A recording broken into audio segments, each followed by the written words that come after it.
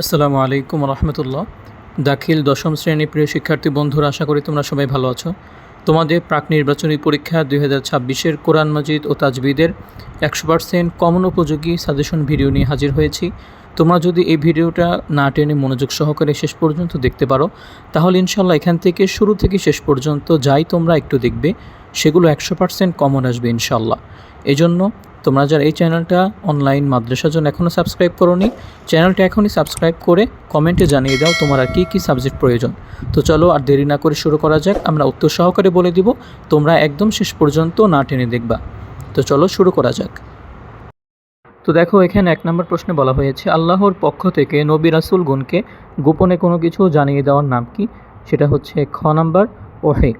দ্বিতীয় নাম্বার দেখো, ইউমিনুনা শব্দের মাজদার কি? ইউমিনুনা শব্দের মাজদার হলো আল ঈমানু। 3 নম্বর প্রশ্নে দেখো, ইসরাইল কার অপর নাম? তাহলে ইসরাইল হচ্ছে হজরত ইয়াকুব আলাইহিস সালামের অপর নাম। এখানে একটা কথা বলে রাখি, আমাদের প্রশ্নে কিন্তু 100% সঠিক হবে না, আমাদের অনেকগুলো অপশন ভুল থাকবে। তো তোমরা যারা ভুলটা ধরতে পারবা তোমরা অবশ্যই কমেন্টে জানিয়ে দিবা। আর তোমরা অবশ্যই প্রশ্নগুলো গাইড থেকে মিলিয়ে পড়বা, যাতে করে তোমাদের ভুল না হয়। আমাদের অনেক কিছু ভুল যেতে পারে, তোমরা সেগুলো কিন্তু ঠিক করে নিবা। আশা করি বুঝতে পেরেছ। তারপর দেখো 4 নম্বর প্রশ্ন, সায়াকুল শব্দের বাহাস কি? এটা হচ্ছে খ নাম্বার মুজারে মুসবাত মারুফ। তারপরে 5 নম্বরটা তোমরা খেয়াল করো যে এখানে লা তুফসিদু এর বাব কি? লা তুফসিদু এর বাব হচ্ছে এখানে লা তুফসিদু, এখানে ইফাল হতে পারে, আবার কোনোটা হতে পারে, এটা তোমরা গাইড থেকে মিলিয়ে নিবা। তারপরে দেখো র আইনা শব্দের অর্থ কি? র আইনা শব্দের অর্থ হচ্ছে আমাদের প্রতি লক্ষ্য করুন, আমাদের রাখাল, আমাদের প্রতি দয়া করুন, নাকি আমাদের মালিক? এটা তোমরা গাইড থেকে লিখে নিবে। তো খ নাম্বার হতে পারে। তারপরে নাসক কত প্রকার? নাসক হচ্ছে 3 প্রকার। বুঝতে পেরেছ? 7 নম্বরে নাস, এটা কিন্তু এমসিকিউ সহ তোমাদের সৃজনশীল সহ সংক্ষিপ্ত প্রশ্ন সহ সবগুলোই কিন্তু গুরুত্বপূর্ণ। তোমরা নাসেক এর সবগুলো বিষয় পড়ে নিবা। তারপরে দেখো 8 নম্বরটা তোমরা দেখে নিও। 9 নম্বর প্রশ্নে বলা হয়েছে হজের ক্ষেত্রে সাফা ও মারওয়া পাহাড়ের সাই করার হুকুম কি? তো সাফা ও মারওয়া পাহাড়ে সাই করার হুকুম ওয়াজিব। তারপরে 10 নম্বরে দেখো মুসলমানদের প্রথম কিবলা কোনটি? মুসলমানদের প্রথম কিবলা ঘ নাম্বার বাইতুল মাকদিস। 11 নম্বর হলো সফরকালীন রোজা না রাখার হুকুম কি? গ নাম্বার মুবা। তারপরে 12 নম্বর দেখো ইব্রাহিম আলাইহিস সালাম দোয়া করেছিলেন কোন শহরের জন্য? ইব্রাহিম আলাইহিস সালাম মক্কা শহরের জন্য দোয়া করেছিলেন। তারপর দেখো 13 নম্বর প্রশ্নে বলা হয়েছে কুফরের বিপরীত শব্দ কি? কুফরের বিপরীত শব্দ হচ্ছে ঈমান। তারপরে তোমরা এই প্রশ্নগুলো গাইড থেকে মিলিয়ে নিবা। তোমরা শুধু প্রশ্নগুলো এখান থেকে দেখে নাও, এর সঠিক উত্তরগুলো তোমরা গাইড থেকে অবশ্যই একবার দেখে নিবা। তারপরে দেখো 14 নং প্রশ্নে বলা হয়েছে পবিত্র কোরআনে আকাশকে কিসের সাথে তুলনা করা হয়েছে? তাহলে পবিত্র কোরআনে আকাশকে ছাদের সাথে তুলনা করা হয়েছে। 15 নং প্রশ্নের অ্যান্সার হলো খ আল কাবাতুল মুশাররফা। তারপরে 16 নং প্রশ্ন দেখো আসওয়াবাদ শব্দের জিন্স কি? আসওয়াবাদ শব্দের জিন্স হলো আজওয়াফে ওয়াই। 17 নং প্রশ্ন দেখো কিসস কোন বাবের মাজদার? কিসস হচ্ছে বাবে তাফাউলের মাজদার।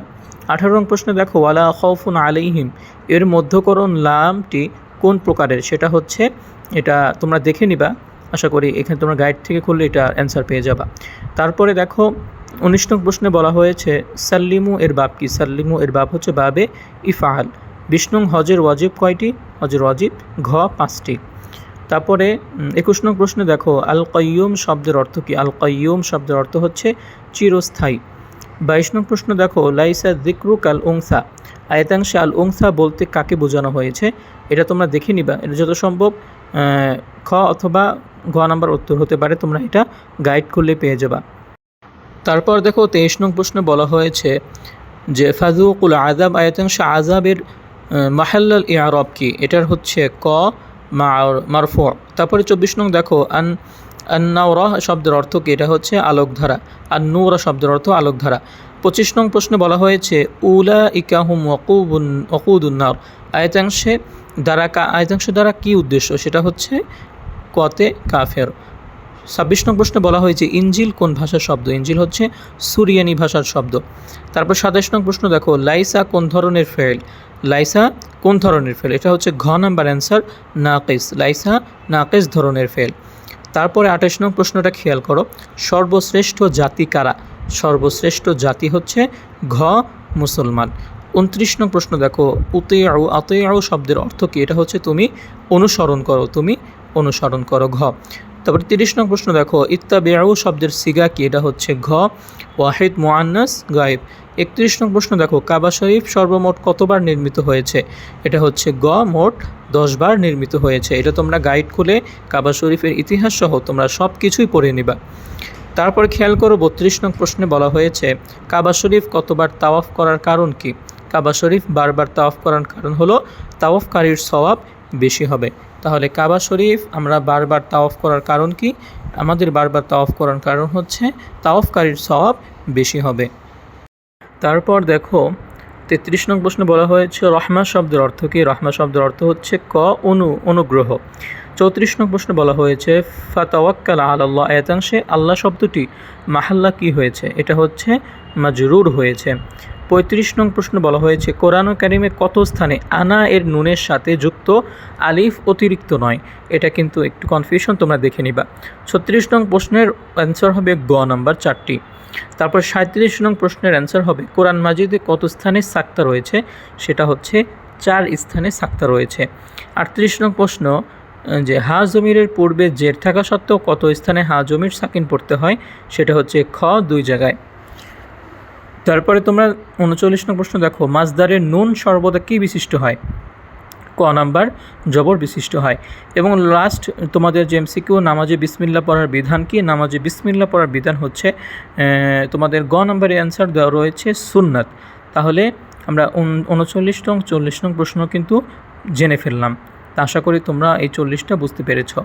তারপর খেয়াল করো তোমাদের যে খ বিভাগে থাকবে কোরআন মাজিদের সূরা আলে ইমরান থেকে কমপক্ষে একটি সহ যে কোনো 4টি প্রশ্নের উত্তর করতে হবে। যে কোনো 4টি প্রশ্নের উত্তর 10 মার্ক করে 40 মার্ক। তো এখানে দেখো তোমাদের সূরা আল বাকারার 2 নং প্রশ্নের ক নাম্বার যে বলা হয়েছে অনুবাদ করতে বলা হয়েছে ওমিনান নাসি মান ইয়াকুলু আমান্না বিল্লাহি ওয়া বিল ইয়াউমিল আখির ওয়া মা হুম বিমুমিনিন। এই আয়াত অংশটা তোমরা বই থেকে খুঁজে বের করে অনুবাদ মুখস্থ করে নিবা একদম সুন্দরভাবে। তারপরে খ নাম্বারে দেখো তোমাদেরকে বলা হয়েছে ওমিনান নাসি মান ইয়াকুলু আমান্না বিল্লাহ, এর আয়াতের শানে নুজুল। তাহলে তোমরা আয়াতের বাংলা অনুবাদ পড়বা এবং শানে নুজুল দেখবা। এবং তাহকিক করতে বলা হয়েছে যে কোনো 2টি ইয়াকুলু ইউখাদিউনা মা ইয়াশউরুন, এগুলো তোমরা পড়বা। তারপরে 3 নং সৃজনশীল প্রশ্ন একটু দেখে ফেলো, আশা করি তোমরা এখান থেকে কমন পাবা। তারপর 4 নং প্রশ্নটা তোমরা দেখে ফেলো ওয়া ইয ক্বালা রাব্বুকা লিল মালাইকা, এই আয়াতাংশটা তোমরা বই থেকে বের করে অনুবাদ মুখস্থ করবা, শানে নজুলও দেখে নিবা চাইলে। কিন্তু তোমাদের খ নম্বরে দেখো বলেছে যে ইন্নী জাইলুম ফিল আরদি খলিফা, আয়াতাংশে খলিফা বলতে কী বোঝানো হয়েছে। তাহলে খলিফা শব্দের অর্থ কি প্রতিনিধি, তাহলে এই বিষয়ে তোমরা পড়ে ফেলবা। তারপর গ নাম্বার সবসময় তোমাদের তাহকিক থাকবে, যে কোনো 2টি তাহকিক তোমরা লিখে নিবা। তোমরা যদি নাও পারো তাও অন্তত তোমাদের তাহকিকের যে বিষয়বস্তুগুলো রয়েছে যে সিগা বা হাসবাব মাজদার মাদ্দার জিন্স মানা, এগুলো একসারে লিখে যে কয়েকটা পারো তুমি পূরণ করবা। পূরণ করার পরে তোমরা হচ্ছে যে কয়েকটা পারো লিখে নিবা, সম্পূর্ণ পারলে সম্পূর্ণ লিখবা। তারপর দেখো সূরাত আলে ইমরান থেকে যে বাংলায় অনুবাদ করার কথা এসেছে যে আলিফ লাম মিম আল্লাহু লা ইলাহা ইল্লা হুয়াল হাইয়ুল কাইয়্যুম, তা আয়াতুল কুরসিটা তোমরা অনুবাদ সহ সুন্দর করে পড়বা। খ নম্বরে দেখো তারকিব করতে বলা হয়েছে আল্লাহু লা ইলাহা ইল্লা হুয়াল হাইয়ুল কাইয়্যুম, এটা কিন্তু অনেক গুরুত্বপূর্ণ, এই 2টাই পড়ে ফেলবা। তারপরে গ তাহকিক করতে বলা হয়েছে আল কাইয়্যুম নাজ্জালা আল ফুরকান কাফারু, যে কোনো 2টাই তোমাদের আসতে পারে, তোমরা এই 4টাই পড়ে ফেলবা। 7 নং প্রশ্ন দেখো ইয ক্বালাতিল মালাইকাতু ইয়া মারইয়াম, এই আয়াতটা দেওয়া রয়েছে, এই আয়াতটা পড়ে ফেলবা। খ নম্বরে বলা হয়েছে হযরত ঈসা আলাইহিস সালাম মাসিহ বলার কারণ ব্যাখ্যা করো। এরকমভাবে তোমরা 8 নং প্রশ্ন দেখে ফেলবা। তারপরে তোমাদের যে গ বিভাগ রয়েছে অনেক গুরুত্বপূর্ণ একটি বিভাগ, এটা কিন্তু অনেকেই অবহেলা করে পড়ে না। তো এখান থেকে তোমাদের যে কোনো 2টি প্রশ্নের উত্তর করতে বলা হয়েছে 5 মার্ক করে মোট 10 মার্ক। এখানে তোমাদেরকে বলা হয়েছে দেখো যে ইতাআতুর রাসূল বলতে কী বোঝো, রাসূলের আনুগত্য। তারপরে মুহাব্বত এর অর্থ কী, এর প্রকারভেদ বর্ণনা করতে বলা হয়েছে। তারপরে হজের পরিচয় দাও, হজ আদায়ের হুকুম বর্ণনা করো, হজ কখন ফরজ হয়, এটা তোমরা সংক্ষিপ্তভাবে লিখলেও 5 মার্ক 3-4 পেয়ে যাবা। তো আদর্শ মানুষের পরিচয় দাও, অতঃপর আদর্শ মানুষের গুণাবলী লেখো। তো তোমরা প্রথম 3টাতেই কমন পেয়ে যাবা। তারপরে ঘ বিভাগ দেখো তাজউইদ, যে কোনো 2টি প্রশ্নের উত্তর দিতে বলা হয়েছে 5 মার্ক করে 2 মার্ক 10 মার্ক 2টা প্রশ্ন। তো এখানে দেখো বলা হয়েছে হায়ে জমির পড়ার নিয়ম সমূহ লিখতে বলা হয়েছে। তারপরে 14 নম্বর দেখো জমিরে আনা পড়ার বিধান কি। এগুলো কিন্তু 5 মার্কের বিষয়গুলো। তারপরে 15 নম্বর প্রশ্নটা খেয়াল করো, তাসমিয়া ও তাআদ্দুদ পড়ার বিধানসমূহ বিস্তারিত লিখতে বলা হয়েছে। তারপরে সাক্তা কাকে বলে, কত স্থানে সাক্তা হয়, এটা কিন্তু এমসিকিউতে এসেছিলো, তোমরা সংক্ষিপ্ত প্রশ্নের জন্য বেশি করে পড়ে ফেলবা। তো আশা করি বুঝতে পেরেছো। তাহলে তোমাদের আর কোনো কিছু জানার থাকলে অবশ্যই কমেন্ট সেকশনে জানাবা। তোমাদের যে কোনো সাবজেক্ট প্রয়োজন হলে, যে কোনো প্রকাশনীর প্রয়োজন হলে অবশ্যই কমেন্ট করে জানাবা, আমি ইনশাল্লাহ বলে দেব। তাহলে আশা করি তোমরা 40টা এমসিকিউ সহ তোমরা সৃজনশীল এবং খ গ বিভাগ সবগুলোই বুঝতে পেরেছো। আর যদি কোনো কিছু বলার থাকে কমেন্ট সেকশনে বলবা। তো ঠিক আছে, আজ এই পর্যন্তই। সবাই চ্যানেলটা সাবস্ক্রাইব করে দিও এবং দেখা হবে নতুন কোনো ভিডিওতে।